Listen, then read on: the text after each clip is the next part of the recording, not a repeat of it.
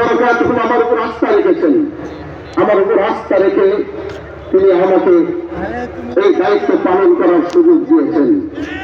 ভাই, আমরা ক্ষমতার জন্য আমরা জাতীয় সংসদে যাই নাই। এরকম ক্ষমতা তো আমাদের পূর্বপুরুষের ছিল। আমরা এরকম ক্ষমতা রাষ্ট্র মসনদে বসার জন্য, আমরা ক্ষমতার মসনদে বসার জন্য জাতীয় সংসদে যাইনি। আমরা এদেশের মানুষের কণ্ঠ